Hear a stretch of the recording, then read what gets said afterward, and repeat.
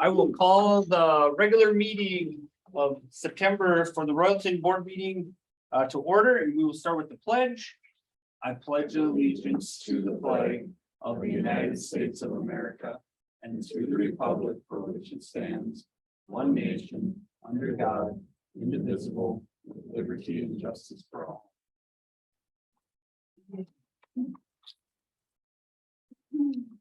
Roll call, let the record show all directors are present except for Mary Lang. Approval of the agenda. So moved. Oh, board chair comments, I have none. Approve the agenda, Director Hackett.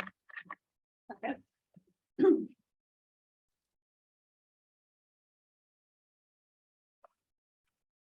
Any comments, anything? All right, all in favor of accepting or approving the agenda, say aye. Aye, opposed.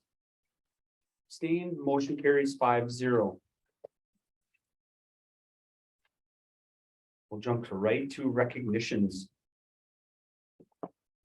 Chair Garrett, members of the board, Superintendent Dr. Workman. Come on up. Right over here. Today, we are recognizing our homecoming candidates and our homecoming court. So we have Ashley Brzezinka, Connor Carlson, Yurzik, Will Goretzky, Kylie Brzezinka, Maya Yurzik, Maya Wolbeck, and Ashley Canetto. We're missing two of our candidates, Chris Novak and Kayla Sobiek. And last night we had coronation here in the cafetorium and started at 6. So we had a great attendance. I had to pull out 2 more racks of chairs, and I would say we've had 275, 300 people strong in that cafetorium. So that's awesome. And we have our king and queen, and Connor Carlson, and my name is yours.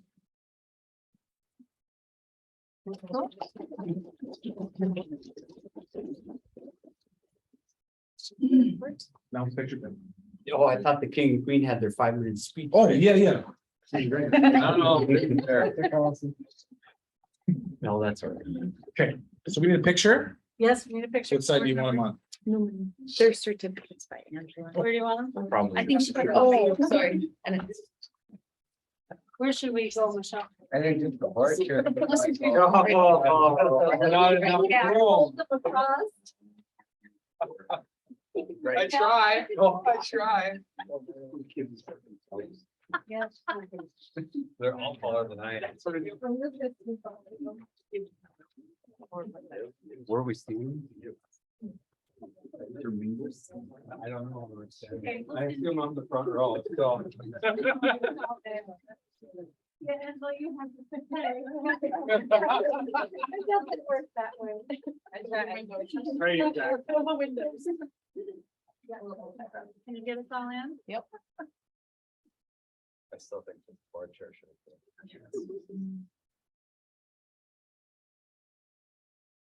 Okay. We are good. Good, thank you. Thank you. Have a fun Congratulations, week. kids. Have fun this week.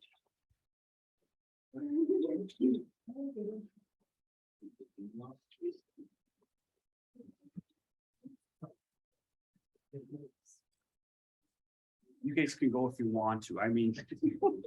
The rule, I know you're really missing all out. Come on. This would be really good for second class. Oh, yeah.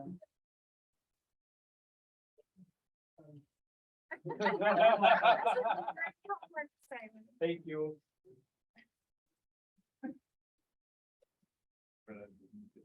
All right, we will move to recognition of citizens for input purposes. Doesn't look like we have any citizens, so we'll move right on to reports and news. Board committee reports. So the policy committee, we have 4 that we're bringing that are second reading for approvals today that are just based subsection Minnesota statutes that we're changing, and then one's a third reading, and that's the public data requests. That one we've had to refine a few times. Finance committee? Finance committee met, but they'll go over everything we went over, so I'm not gonna dive into it twice.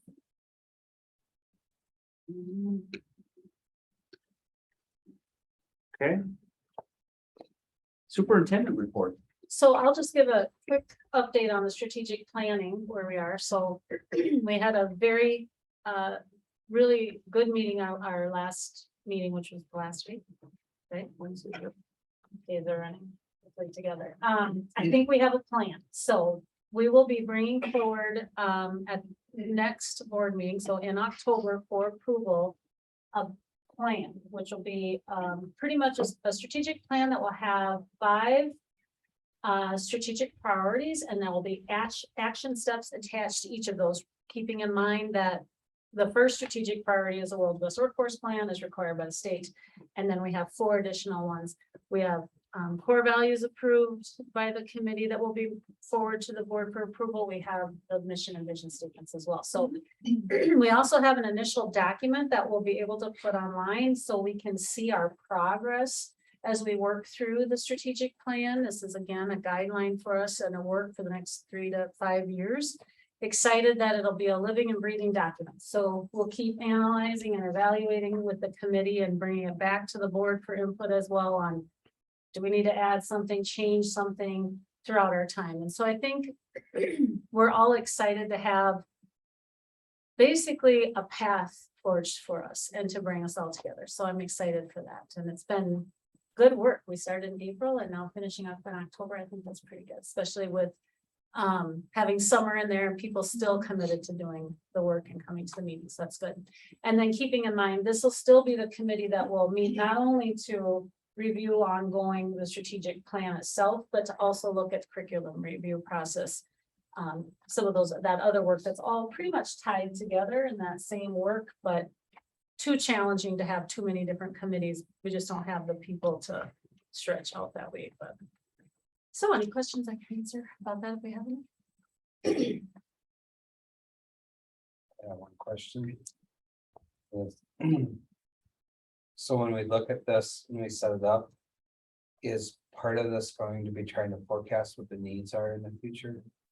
I For the think- school, is that, That could happen, I think, with some of the action steps of surveying, like yeah, surveying students, what do they need, communication, surveying families, what are they looking for? So I think. just so that by the time we implement it, it's not outdated. Yeah, You know, that's what I'm thinking is that you gotta make sure we keep. If we can't be implementing something 3 to 5 years from now, that's, stale, yeah, not necessary. yeah, That's why I'm hoping it's what I keep calling that living Yep. and breathing, so that it does change as we need it to. So it's not something that we're held to that doesn't work for us. Plus, we'll learn too, right? If we do try to implement one of these action steps and find that it isn't what our students even want, we should change the actions. Because we as adults may have come up with that. That doesn't necessarily mean that's what our students want. So, there's always a lot of unintended consequences too that you just Right. don't know, so. or the cost going in, like, Yeah. I really want this, but right now it's just not financially feasible. But 3 years from now, if we do something a little different, we could still have what we want, maybe in a different way. Yep. So, yeah. Yeah, it's exciting. Any additional questions for Superintendent? Okay. All right. Move to the business manager's report. Awesome. Thank you, board chair and members of the board. Dr. Weirkamp. Let me get my PowerPoint up here.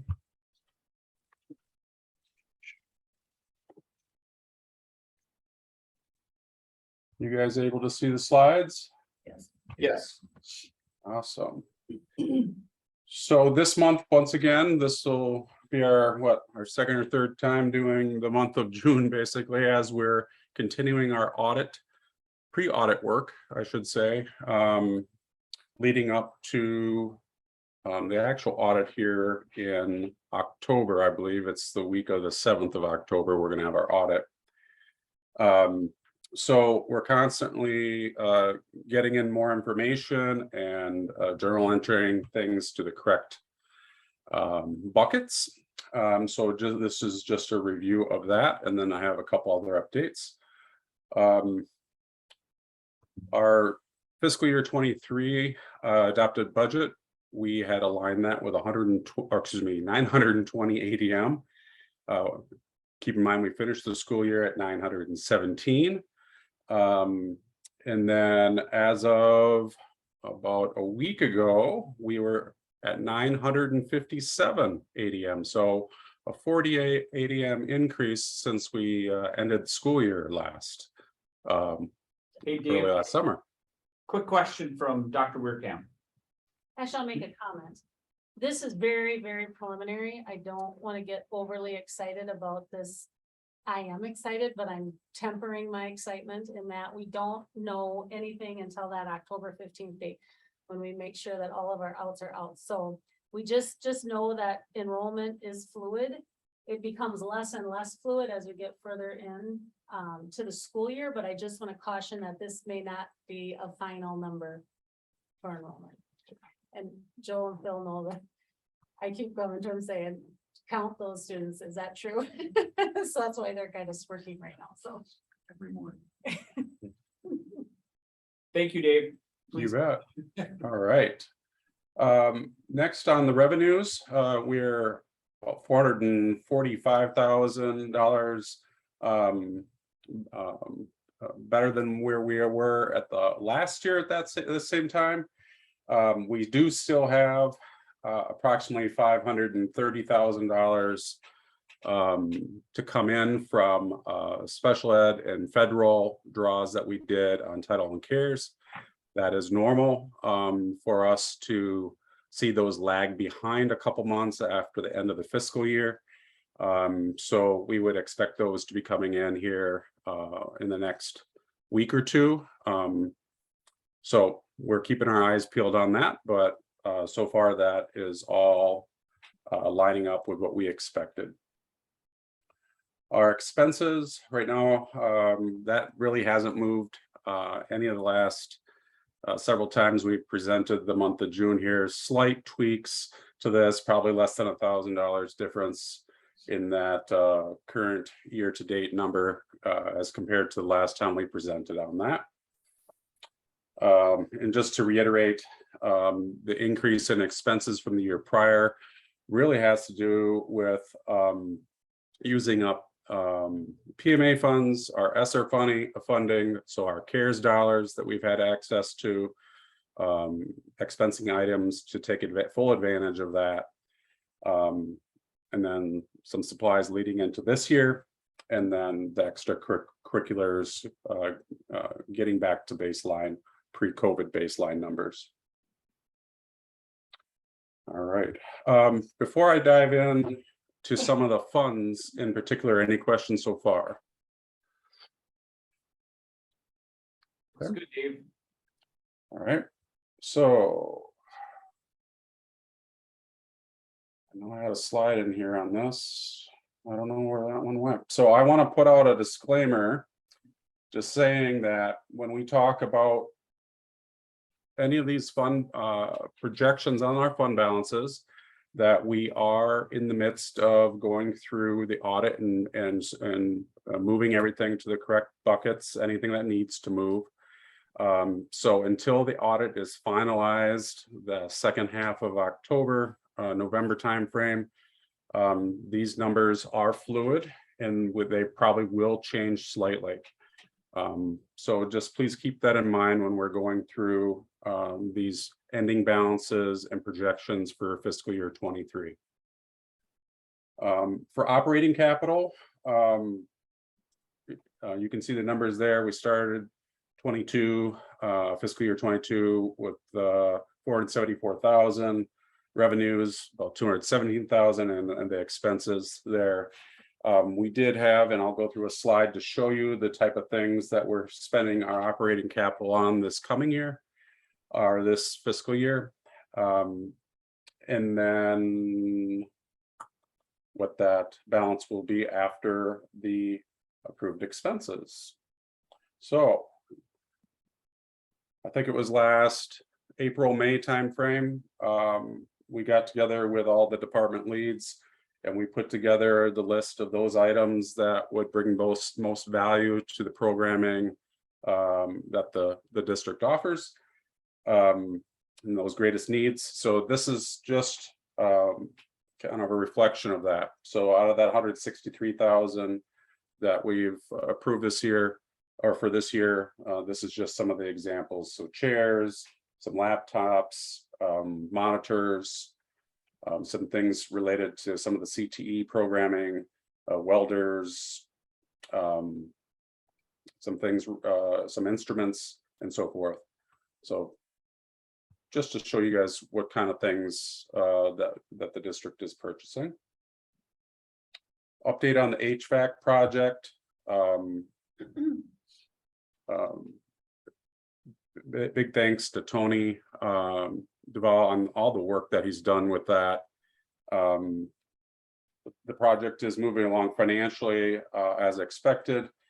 As of September 15th, this is broken down into how we had it we were planning, or how we have it planned out for funding. So out of LTFM operations capital, the amount that was originally budgeted for the project, 274,300. Out of ESSER monies, the FIN 160, 305,000. So the total was 579,000. Expenses that we've incurred up to this point as of the 15th of September are in the middle column, and then the balance remaining. I know we just got another balance due. I think it was $95,000 that'll hit up against that LTFM number there. So we're nearing the end, and everything seems to be coming in line with the budgeted amounts. There have been no surprises thus far.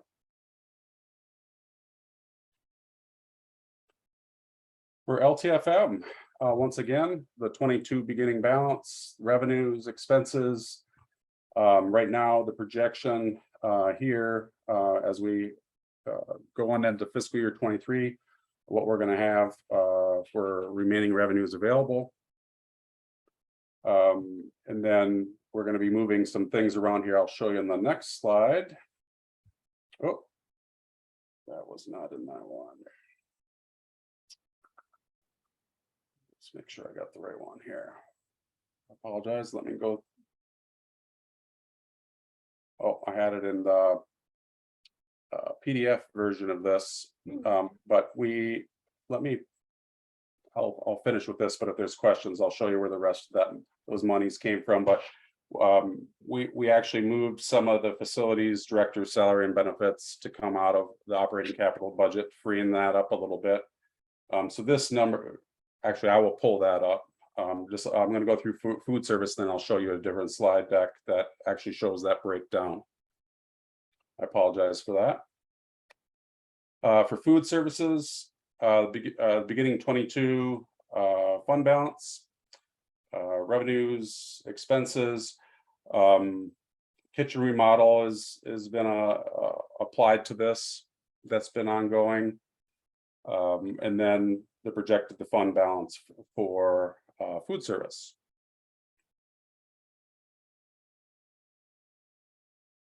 PMA funds, which is from the construction project that occurred, I think, a couple of years ago. There was leftover funds. The total amount of that was $125,000.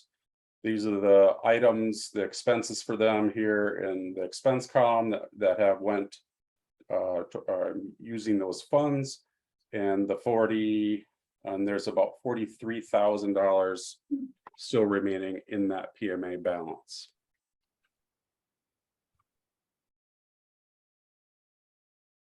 Okay. Moving along here into our ESSER, our CARES funds. So for ESSER 3 FIN 160, we carried over $416,185 from last year from that balance. Some of the key things that are involved in the FIN 160 dollars available was a bus. There has been a surcharge, and so just some inflationary increases that have been passed down. as we wait delivery of the bus. So this price here reflects that increase. I believe we started out in the low $90,000 range, $93,000 to $96,000, I think it was for the bus. But over the period of the last 6 months, that number has increased. Ain't gonna go down. Okay, technology, smart boards, there's a portion of the monies that are gonna be going towards smart boards. This is not an all-inclusive number. This is, I think, gonna be a staggered bringing in smart boards over time. The HVAC project, that's the balance that's for 2023. Reading specialist, and then the benefits assigned to that reading specialist. So by the end of 23, if we hit our targets identified here in the budget, we will have fully exhausted ESSER 3 Fin 160, and it will be closed.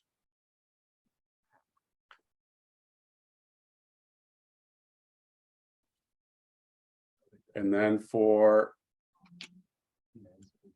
ESSER 3 Fin 161, we can see here, it's our Northern Pine Services for the interventionalists, summer school programming, benefits associated with that, curriculum, meals, and so forth. Important to note on the Northern Pines, the MICIC Morrison County Commissioners meeting approved behavioral interventionalists for fiscal year 23 and 24 at $30,000 each year. So a total of $60,000 for each one of those. So that is great news for us.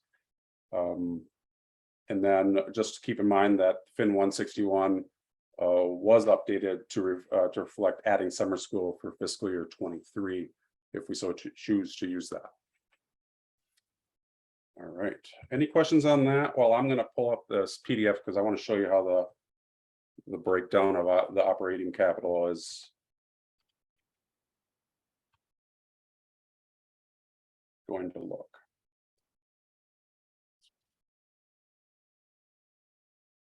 No questions, Dave. Okay, I'm just gonna, this take me just 1 second. I just gotta, and I apologize for not carrying that over. But I think it's important you guys see this.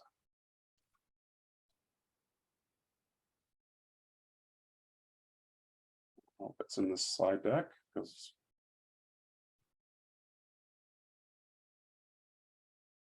all right. So in operating capital, we had those departmental requests that I showed you on the slide, the HVAC project. The new boiler is underneath operating capital. It's going to be coming out of there. And then moving 50% of the salary and benefits from the facilities director underneath operating capital for this year. So then it actually leaves the adjusted available fund balance is 120,000 for operating capital. Why are we doing that? Just to close that out. Yeah, we don't need our capital to sit that high. So we only do it for 1 year then? Well, we'll see how it all works out for each year coming up. With how LTFM shakes out, because you get your new LTFM dollars and Yeah. so depending on what comes up now that HVAC's handled, that's good. Hopefully we won't need another boiler for a while, you know, but so we'll manage those. That's, you do journal entries a lot at the end of the year to move around salaries when you Okay. can, as long as it fits that code. If it Yeah. wants it, yeah, So it could be. Yeah. Either code then. yeah, operating. Okay. Okay, all right, that's cool. Yeah, Major general. Yeah.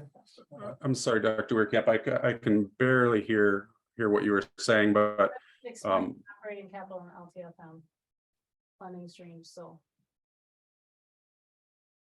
yeah, so the way we have it situated right now, and maybe you said this, I apologize. Once again, it's really difficult to hear, but it's to optimize the flexibility we can have across those funds. Yep, that's what I said.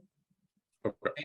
Yeah, that's what she said. Yeah, I just wanted to make, I thought, but I just wanted to hear it, so. I'm sorry.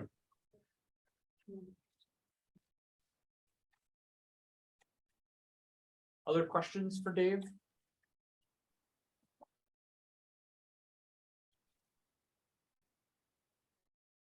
All right, thank you, Dave. So we will move to principal report.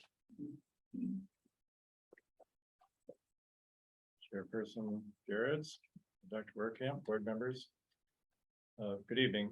We are doing well at the elementary. Enrollment is up. Staff and student attitudes are good.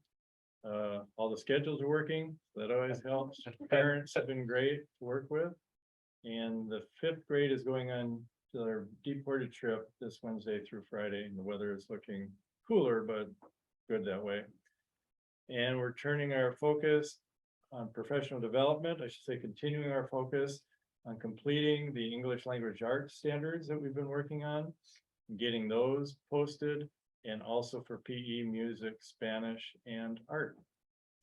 So I think things are moving in a good direction, and I hope we continue the momentum because it's really going well right now. Any questions? Thank you, Dr. Vermont. Chairman Garrett, members of the board, Superintendent Werkamp, good evening.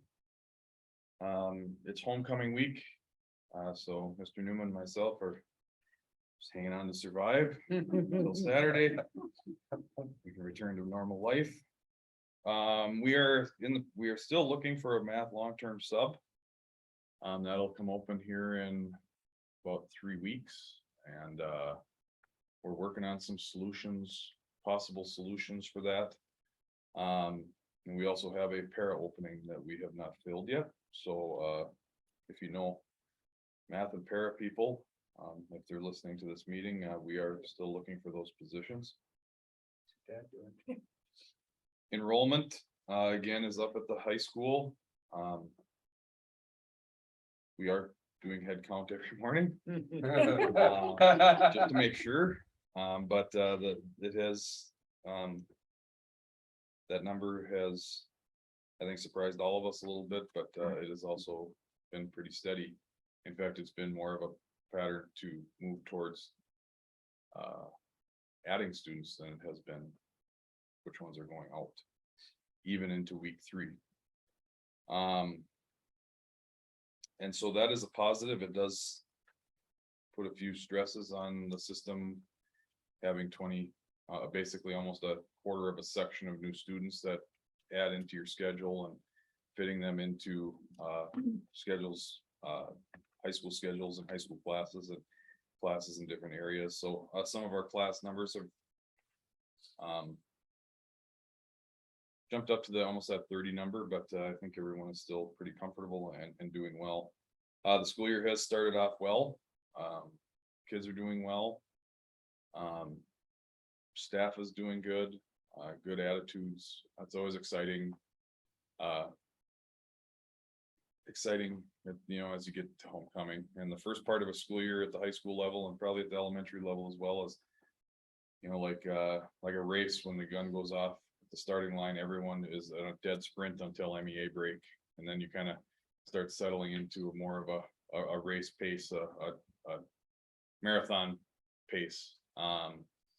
So right now, just getting out of the gate and getting homecoming stuff ready is, it really, the year moves along very quickly. So, but happy to report that things seem to be going very well. So, any questions? All right, thank you. Thank you. Then we move to athletic director report, Mr. Newman. Chair Garrett, member of the board, Superintendent Dr. Werkamp. Homecoming week is busy. We got stuff going on all week. And tonight we had junior volleyball hosted Foley. And then JV football went to Sauk Center. And tomorrow our volleyball team goes to Foley to play. And then off Wednesday. Thursday is home volleyball against Kimball. Our cross country team goes to St. John's Prep And our junior volleyball goes to Maple Lake. Then Friday's home for homecoming.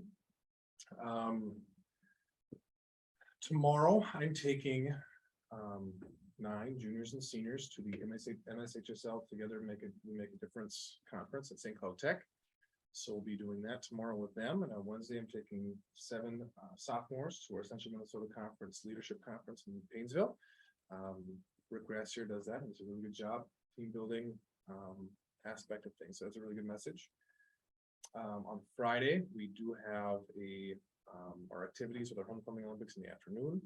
And then after school at 5:30 is when the parade's gonna start. The parade will start at the elementary school and come down Nature Road to the high school. And then there is a cookout as well. And there's a little kind of a pared down mini carnival for the little ones, and then football game at 7. So we are about over halfway through a competition season for the fall. And it's gonna be it's still a lot of season left for all of our teams, but fall season's coming fast. So, questions? Busy week. Busy week. Thank you.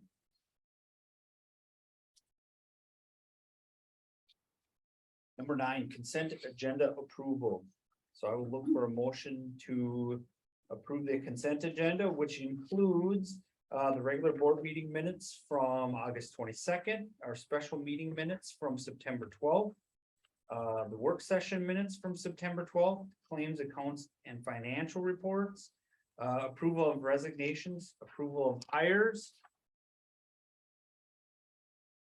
That's it. So moved. Motion made by Director Hofstad, I'll second.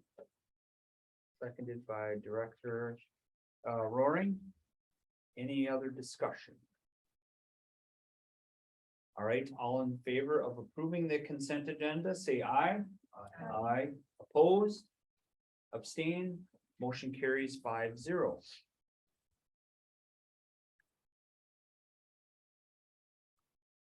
We'll move to discussion information action items. The first one is approval of FFA fruit fundraiser. Chair Garrett, members of the board, Superintendent Dr. Werkamp. I'm back for 3 of 4 here. It is that time of year for FFA fruit fundraiser.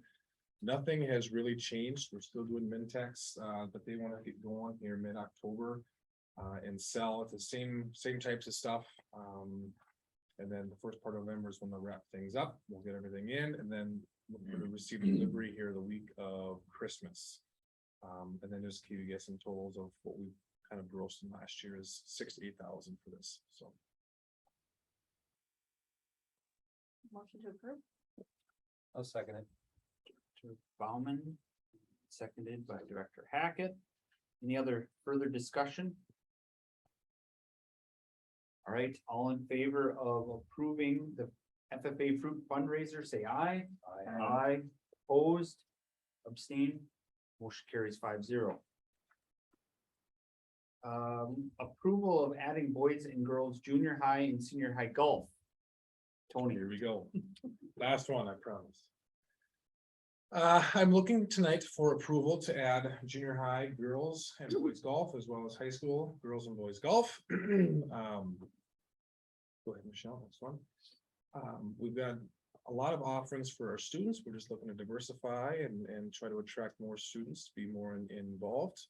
Golf will be a spring sport and similar length in time to all the other spring sports with 13 weeks. And we'll look to schedule those things out. Golf was of major interest in our biennial student interest survey that we did last spring, excuse me. We had a lot of interest in it. We had upwards of 46 people that indicated that they wanted golf.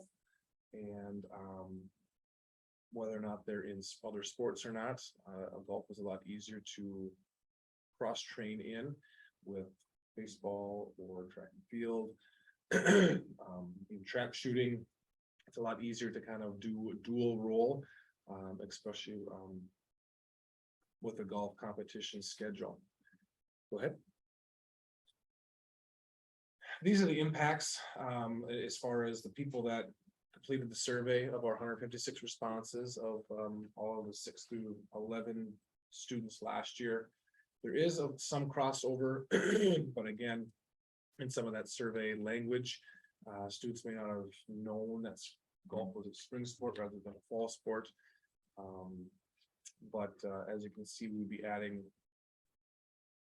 18 students that wouldn't normally do anything in the spring to doing something at minimum.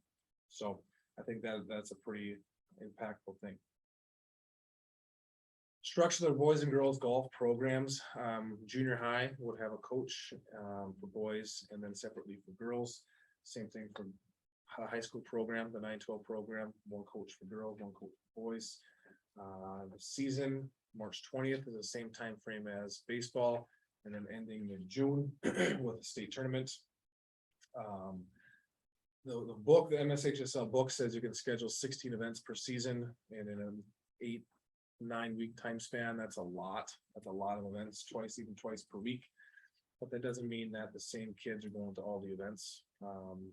With larger groups, you can send one varsity group to one event and then another varsity group to another event. And when you have 4 to 6 kids per team, and also the individual aspect, it gets a lot of kids involved. For junior high golf is more skills based. It's learning the rules of the game, what the things that you can and cannot do, and they're more practice based. They're working on shots, and they're working on striking, and they're working on distance control, and for them it's getting out and learning the sport. Home course would push for Oak Hill Golf Club, just in Rice there. Yes, it doesn't have a driving range, but it does have no other school attached to it, like Little Falls Country Club would, or Piers. And those are the closest ones that we have around us. Then you get starting into Sartell, St. Cloud, and even further out. And that's not good for our kids getting too far away from our school. The cost of adding the girls and golf program and looking at comparables to other schools that have golf, these numbers fall right in line, right at the minimum experience level that we have. So for 2 head coaches and 2 junior high coaches, each cost between the range of BA0 was step 0 up to step 10, between $3,400 and $4,400 for a head coach, and $1,600 to $2,072 for a junior high coach. That's our range. 0 experience of years 10. The other cost of the district, the annual budget. The first one is a little more intense when you start getting hitting mats and nets and just the physical equipment, and we can reach out to other I'm sure grants and PGA, and a lot of people want to grow golf. So those things can help offset those costs. 2,000 on an end all be all. That's just a figure to help get it off the ground. The annual course cost though is a family membership. That's in any other school that has golf. What I've talked to is they charge a family membership for the school, and then they use it for that month and a half, and that's it. So as far as the course cost, it's not terribly financially irresponsible of the school. Transportation, looking at for junior high, looking to get out the course at least once a week, just to get out and play.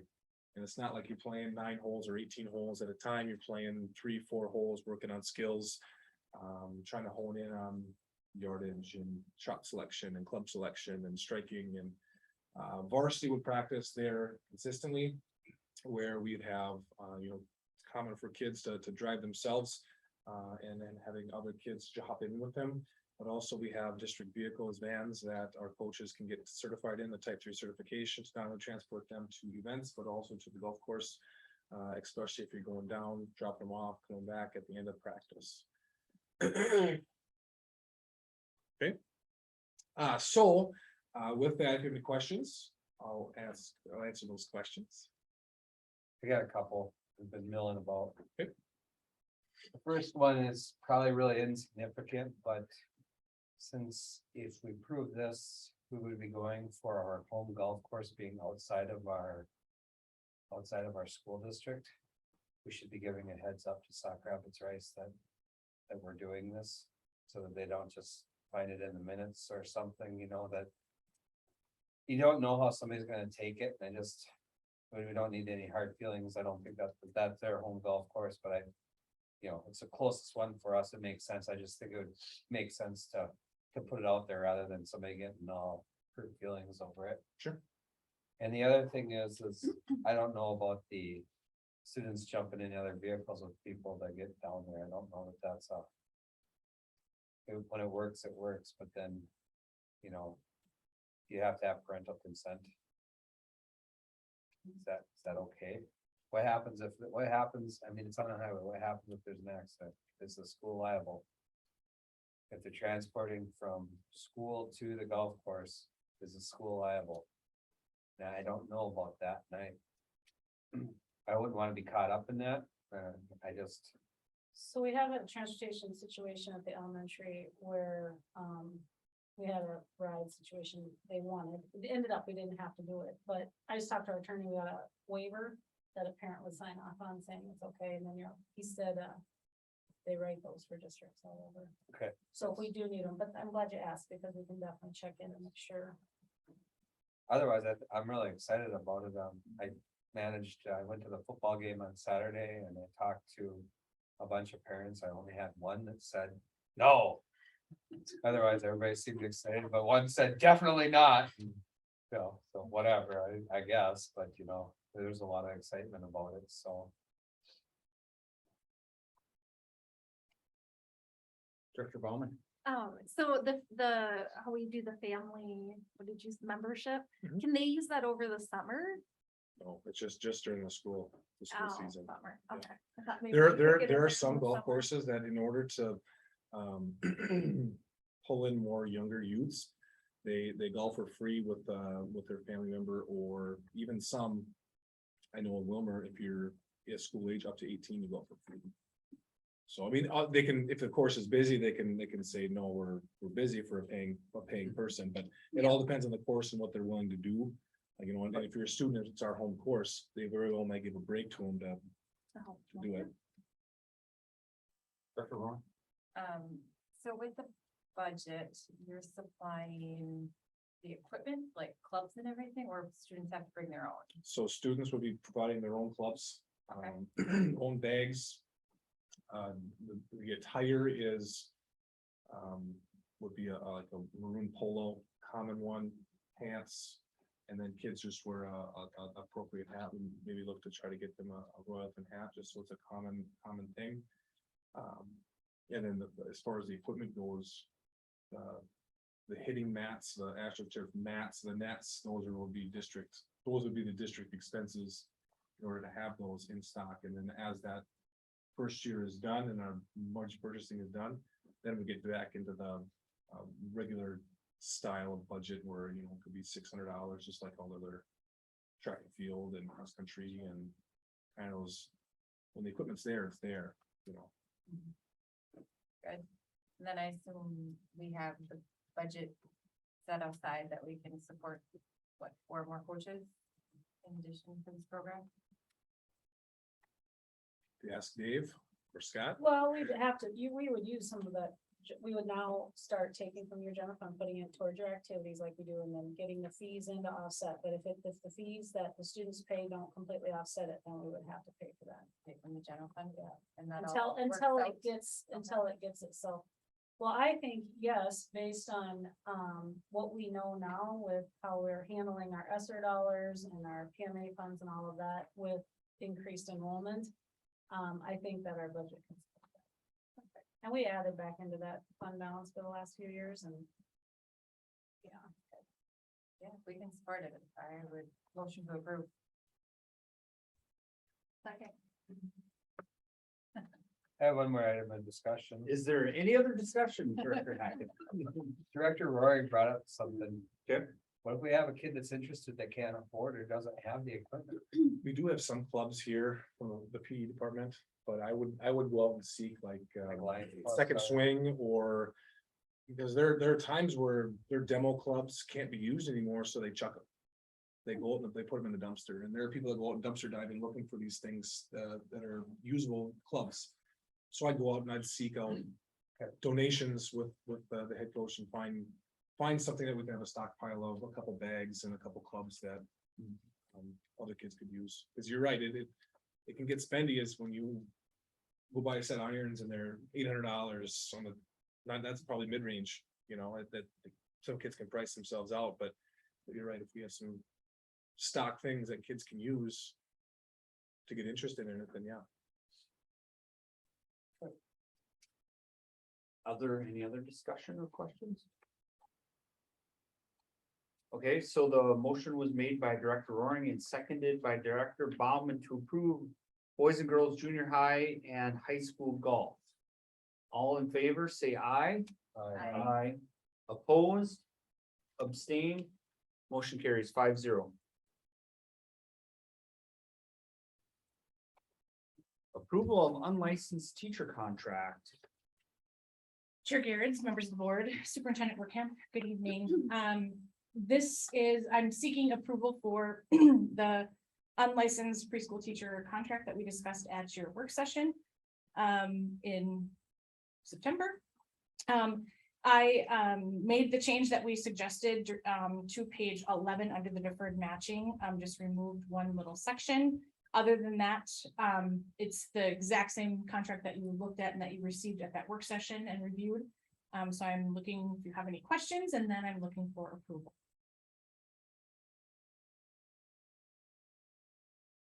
Questions for Director Kruger?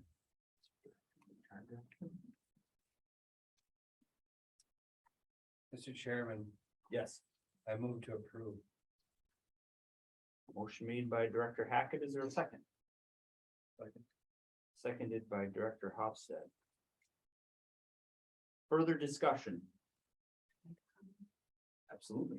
I'm really glad that we're moving this direction because I feel like now we have everybody, every position has its place in some sort of group, whether it's a non-licensed contract or that group, whether it's a licensed teacher, where everybody has their place. And of course, A voice, they're coming to the table, everybody's on the same calendar. When we talk about negotiations, we're not leaving people out. The language is more uniform on some of these things, so I'm just really glad we're getting to that place as a district, so thank you for all of the board's work, for Amy's work, Dave and Scott helping with that, so thank you very much. I'll have a question. And I'm assuming this obviously was reviewed with the unlicensed preschool teachers. Not not yet.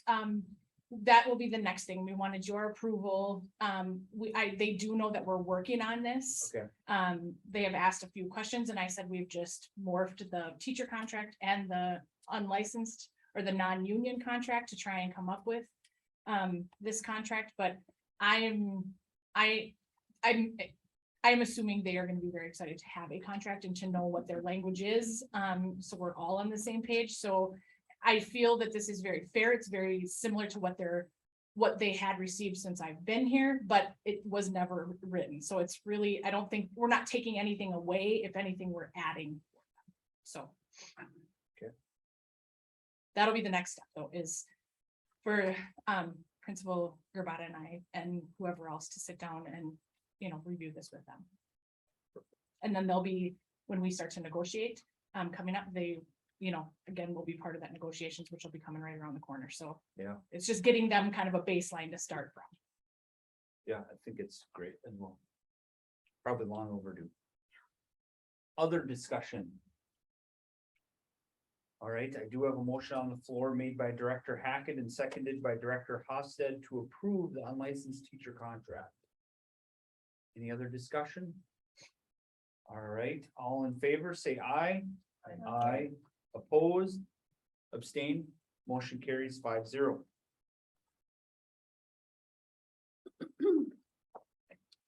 All right, we'll move to donations by resolution. Is there a member that would like to, a director that would like to introduce this? consider it introduced. Member Hofstad introduced the following resolution and moved its adoption, whereas all information is included in your packet. Royalton Sportsman's Club has generously donated $200 to use towards school supplies for those in need at Royalton Elementary School. Whereas the conditions on this gift are included in the packet, therefore be it resolved by Royalton School Board to greatly accept the gift. The motion for adoption of the foregoing resolution was duly seconded by member Bauman.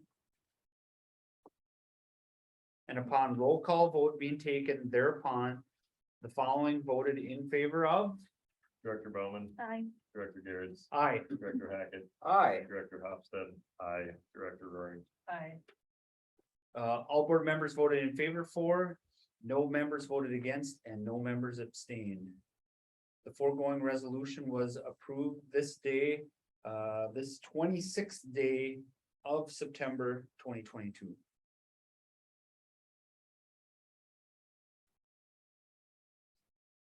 Thank you.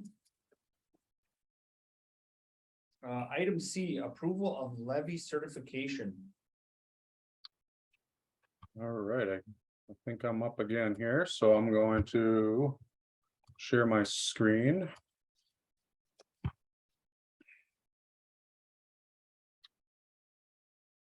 Are you able to see the preliminary report data? Yes. All right. So it's that time of year where for the levy certification, this is the preliminary data generated off of MDE. This data is quite fluid until we get closer to the time when we're going to want to lock this in December with the board meeting at that time. The recommendation that we would like to bring forward for a motion today is to levy for the maximum allowed for the taxes payable 2023. The reason being is that it offers us the greatest flexibility and looking out for the interests of the district, as well as if we were to set predefined limits on ourselves, we cannot go back and ask them to be increased. So at this point, to offer us the greatest flexibility, levying for the maximum is what we'd like to move forward our motion for. Yeah, I just say too, we want to do this as well because these numbers are so fluid, they change every day. Because they just don't know what your actual tax impact is at this point in time. So that's the other reason you want to max to your levy, because you don't really know what it's going to end up being. And unfortunately, that's just the way it stands. And I was just at a levy presentation. Or we discussed it at our Masson meeting where all the Region 5 superintendents were together and discussing that all the districts generally go this way because you just don't know where that number is going to land at this point in time. So to be clear, Dave, just to make sure that, so right now we're asking approval to levy at the maximum, but then again, when we come back in December, we can make final decision on what we want to do. If we limit ourselves today to say 80% or 30%, we cannot backtrack from that in December. Correct. Then and maybe this is more of a December conversation, but so we max, let's say we do the maximum, what does this look like to the family, you know, somebody who's got $150,000, $180,000 house in Royalton?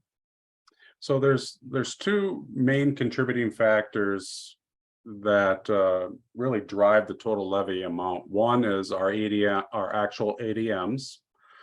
And then the other is the increase in property values. So as I think is occurring across the country the last several years, property valuations have went up quite a bit. So those are really the primary drivers to the levy itself. As far as the school district's levy on taxpayers, it is a very, very small fraction of the overall tax base and what they're being taxed on. I couldn't provide an exact number for you at this today, but When we get to that it is a very small fraction. When we get to December, you have that and we can share that, correct? Yes, so what we'll be able to show is the proposed as compared to the prior year's actual numbers. And then how that affects an individual could vary based on where they live and what For they've sure. done to their property and all of those, because it's not really the school that's getting any additional dollars. Other things have made an impact on how come their tax rate. may have changed. So much that we are such a small part of what happens in that overall taxing situation with a home that it's just too complex. We could never give an exact number for somebody today. They can get their tax statement though, and we can explain. then we Well, can say. and that's, approving this does that, it puts that out there so that they can run the numbers and put it on the tax statement and do that based on the numbers that we're doing.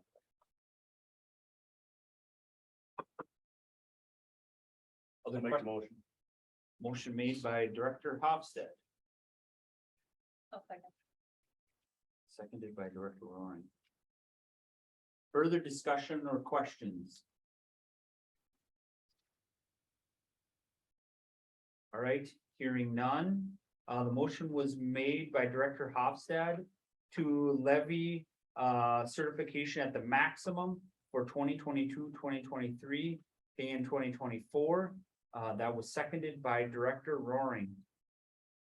Any last call for discussion? All right, all in favor, say aye. Aye. Opposed? Abstain? Motion carries 5-0. Item F is the authorized signer for Pine Country Bank. Imagine you want me to read this. Yeah, I think it because it can be into our meeting minutes. You didn't memorize it? No, but yes, we will just read this. This will be a motion to update authorized signers on the district's official depository accounts and all certificates of deposit, adding Dave Lampett. Sorry, Dave, if I did that incorrectly. Business manager as an authorized signer on the behalf of the district effective September 26, 2022. This includes checking the accounts 30015 and 30007, certificates of deposit accounts 13064, 3128, 17044, 17045, and 17046. Safety deposit account 343. Russ Garrett, school board chair, Angela Roaring, school board treasurer, Ryan Hofstad, school board clerk, Scott Marine, business manager, shall continue to be authorized signers on behalf of the district. Second. Motion was made by Director Bauman and seconded by Director Hackett. Further discussion? I mean, we're all gonna have to go in and sign again. No, just Dave, right? Yeah, I think we got it to this day. Dave's got to make the drive up to Royalton. And this is why we did this and read it out, so we can just move through. If there are any other questions, I could read it again. All right, so the motion was made by Director Bauman and seconded by Director Hackett to authorize Dave Lampert as an authorized signer for Pine Country Bank. Any other discussion? Okay, all in favor, say aye. Aye. Opposed, abstained, motion carries 5-0.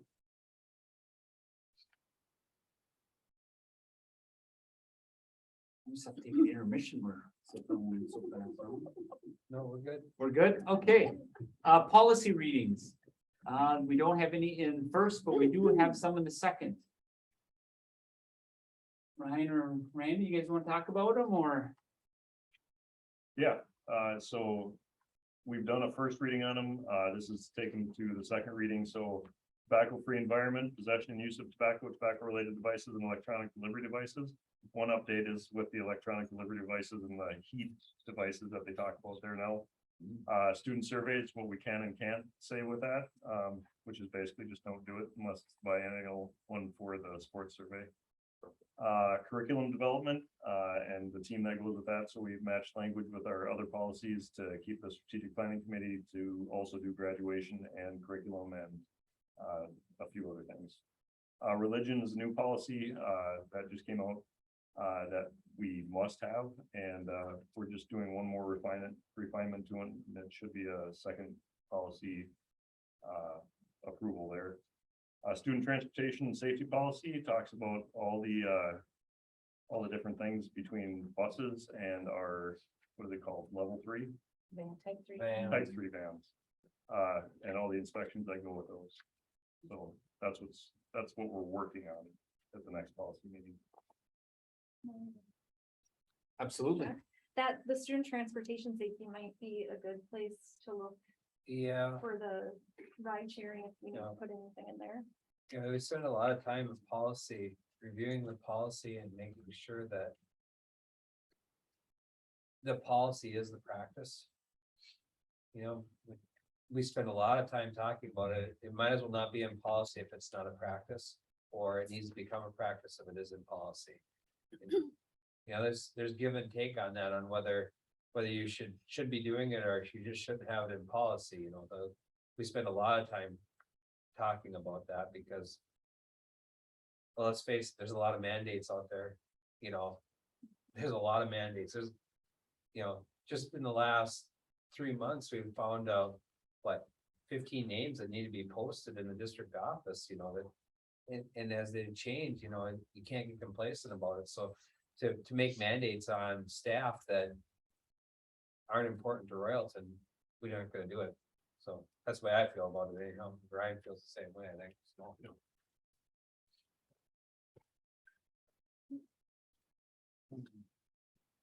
Okay. Then we move to the approval of second policy reading. They are the final reading due to minor changes. Most of these are just changing Minnesota Department of Education from MDE to Minnesota Department of Education, and state statutes written out now, so that, you know, 10 years, they're gonna put it back to just the state statutes symbol. Yeah, exactly. Give somebody something to do. And they cut it from one area and pasted it to another with a new number. So that was New the letter. biggest thing. Oh, motion to approve. I'll second it. All right. Motion. This year. The motion was made to approve the following policies.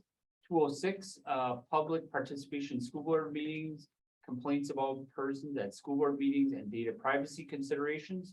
402, disability discrimination policy. 427, workload limits for certain special education teachers. And 532, use of peace officers and crisis teams to remove students with IEPs from the school grounds. And that motion was made by Director Bauman and seconded by Director Hofstad. Hackett, sorry. It's close. Director Bauman jumped the gun on me. I wasn't ready yet. No problem. Is there any other discussion on those second reading policies? All right, all in favor of approving these second reading policies, say aye. Aye. Opposed? Abstained, motion carries 5-0. Then we jump to approval of third policy reading items. So public data requests, it talks about in there what can be requested, what can't be requested, and what has to, all those different things.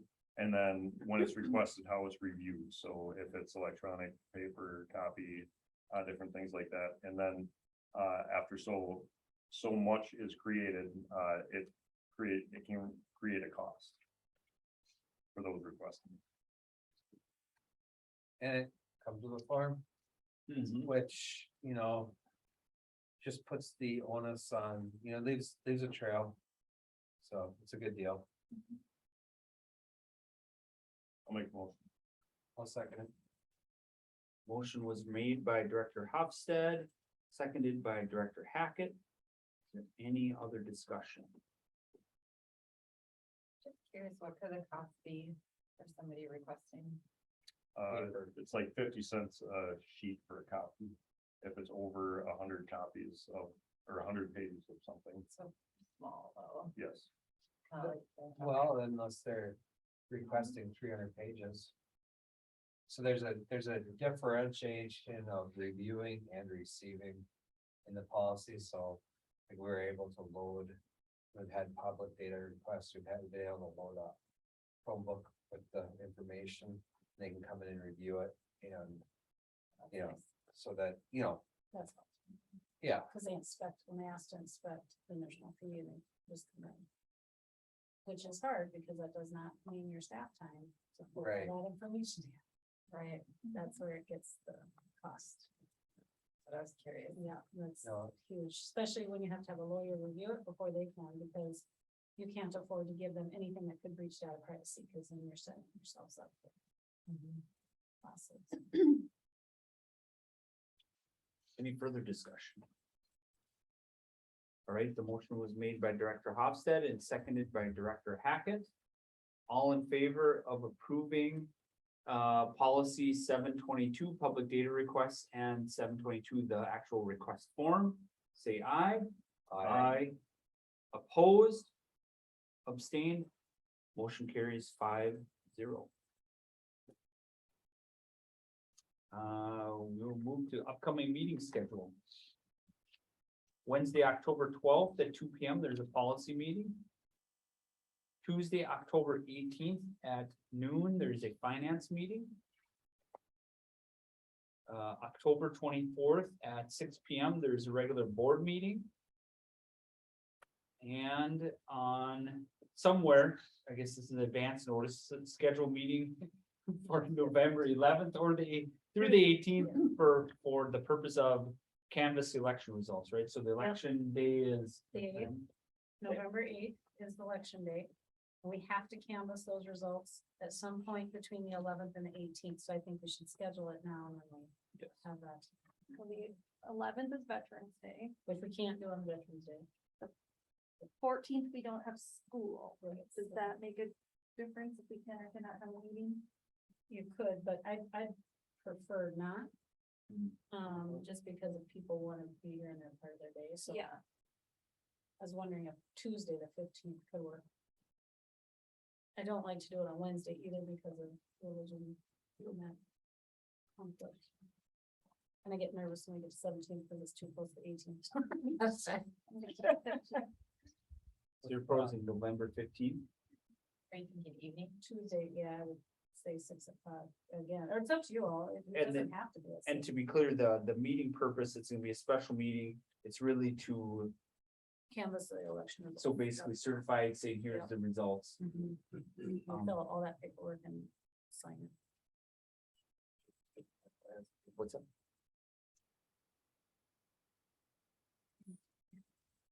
oh, is there any games that night, Tony? Sure. I'm looking, no, November. nothing online right now. Okay. Then I'm good. So Tuesday, November 15th at What time would you? 6 p.m. I'm assuming we do the finance committee that at noon that day. Does that matter? This is a special meeting, so it'll just be that agenda item. If I remember. to show Well, up. we have the finance at noon, typically that's our reoccurring one. Would we still just do 2 meetings? oh. I'm yeah, good I with would that, think so. I guess. Yeah, I'm fine with it, I'm just Yes, so clarifying. Oh, so yeah. potentially in November, that same day would be our finance. That's the finance at noon, and then we Yeah. do 6 o'clock special. meeting. Yeah, that's fine. I'm okay. Yep. So to be clear, on Tuesday, November 15th at 6 p.m. we will have a special meeting in this location to canvass the election results. Any other coming meetings? That's a big one. And then truth and taxation will be in December, but we'll get to that. We have time for that. Yeah. Mhm. I will not be here for the October meeting, or won't be online. Do we have any word? virtually? I think she should be able to speak. I'm just, if Brian's not here, we will have to make sure that we won't have a forum. If everybody else shows. That's all I'm saying. If we know you're not gonna be here, so then all of a sudden. You said you're not gonna be here for which meeting? November. Or October? October. October, okay, good. But the November one, right? Yep. Okay, sounds. Maybe panic hold. Yeah. No, she should, but I'll check in. Okay, I just, Great question. you know, if we're getting close to quorum, then perhaps just check everybody out that day, because otherwise it'd be a waste of everybody's time to get here and not have a quorum before. Right, right. All right, I'm looking for a motion to adjourn. So moved. Second. Motion was made by Director Hackett and seconded by Director Bauman to adjourn the meeting at 7:10 PM. All in favor, say aye. Aye. Opposed, abstained, motion carries 5-0. Meeting's adjourned.